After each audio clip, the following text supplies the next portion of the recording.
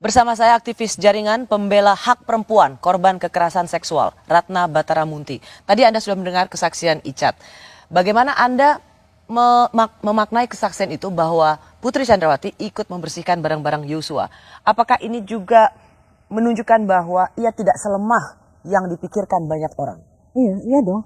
Dari posisinya dan juga dari keterlibatan terhadap kasus ini kan terlihat ya dari fakta-fakta persidangan ya, seperti yang disampaikan oleh Richard bahwa dia itu ada ketika perencanaan awal gitu ya, dan bahkan mungkin itu bukan Meskipun awal. dia membantah ya, Putri Ya. membantah.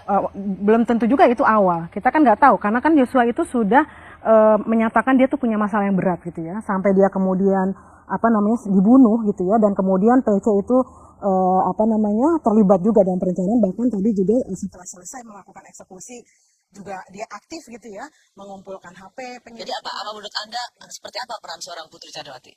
Iya, bisa jadi dia malah otak dibalik semua. Kita nggak bisa ya memukul rata semua perempuan terlemah. Itu justru pandangan yang sangat bias gender ya. Bias gender itu kan memberikan stereotip bahwa perempuan itu lemah, perempuan itu nggak mungkin menjadi otak atau dalang kejahatan. Itu pandangan yang keliru gitu. Jangan kita tuh menganggap oke, kita itu pro perempuan, tapi lalu kita sebenarnya memberikan stigma terhadap perempuan sendiri bahwa perempuan itu tidak tidak punya kemampuan dan kekuatan untuk menjadi otak gitu ya. Seperti yang ditunjukkan Putri saat ini. Iya. Ada jawaban Putri Chandrawati soal mengapa ia ikut membereskan barang-barang Yosua. Ini dia. Saya tidak pernah sampaikan bahwa Yosua adalah ajudan saya, tetapi di driver yang ditunjuk oleh suami saya untuk membantu saya selaku bendahara Bayangkari pengurus pusat.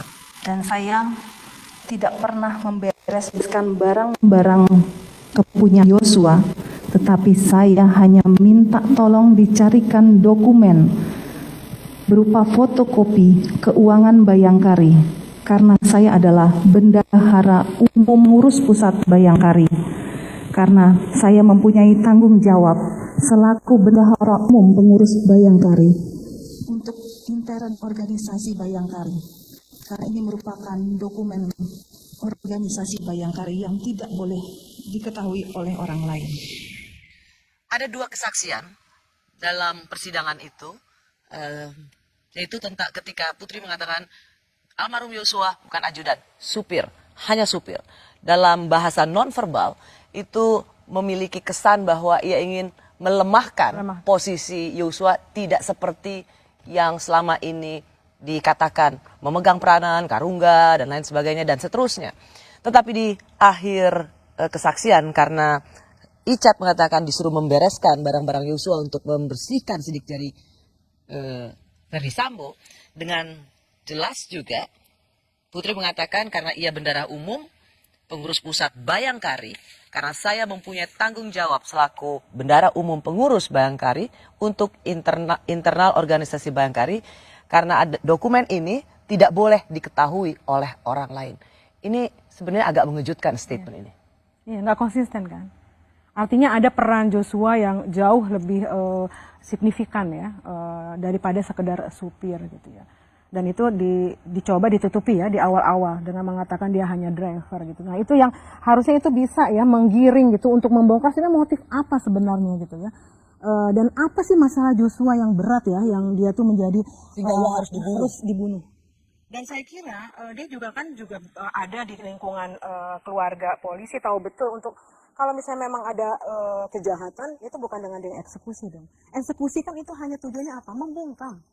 Kalau misalnya dia pelaku, kan bisa diproses. Bisa dengan hukuman seberat-beratnya. Mungkin bisa juga ditambahkan misalnya kan.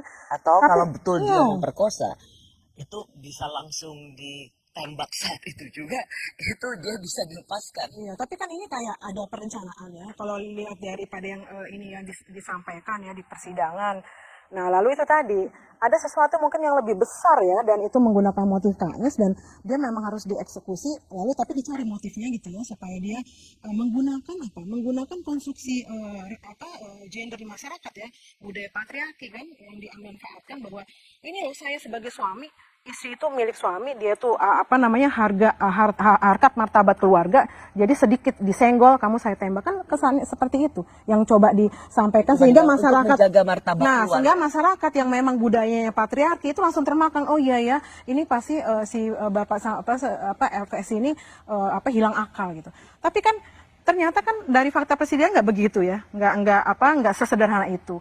Si korbannya terlibat, yang dianggap sebagai korban ya, mengaku dirinya korban, tapi dia aktif gitu, terlibat. Tadi tuh ada juga foto bahwa dia tuh juga sudah menyiapkan uang itu. Jadi keganjilan dan semua sikap-sikap yang ditayangkan ke publik itu adalah sikap-sikap yang sama sekali jauh dari kelaziman seorang korban kekerasan seksual. Dan memang secara mengejutkan beberapa kali memang pengacara Richard Eliezer mengatakan bahwa akan ada kejutan dalam persidangan nanti. Dan ternyata tampaknya kejutan yang diberikan itu adalah memperlihatkan foto kaki Sambo dan gelang Putri Chandrawati. Ini coba kita lihat. Ini kami foto ya. Ini kan saudara PC memakai gelang ya.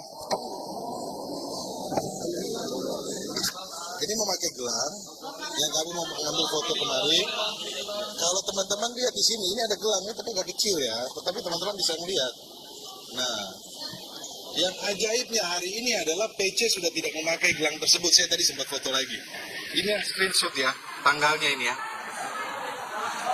10 Juli. Ya, ini kan menjelaskan peristiwa mendukung keterangan dari saudara Ricky Rizal dan Kuat Maruf, di mana di situ ada Ferdi Sambo dan Putri Chandrawati. Kok keterangan klien saya, handphone ini kan terkait dengan kakinya M. Ini yang gelang.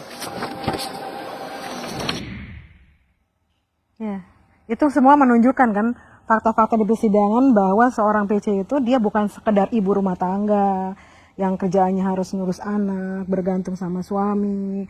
Lalu dia kemudian jadi korban yang lemah, tak berdaya, seorang lansia. Nggak ada tuh. Di dalam fakta ini kan jauh ya, 100% berbalik, menceritakan, menyuguhkan fakta yang benar-benar berbanding terbalik ya. Bahwa dia aktif di dalam pembunuhan Joshua itu. Mbak Ratna, ngomong-ngomong ya, waktu awal kasus ini terjadi dan soal dimulai dari tembak-menembak dan akhirnya jadi pembunuhan, kan sejak awal soal ada pelecehan seksual.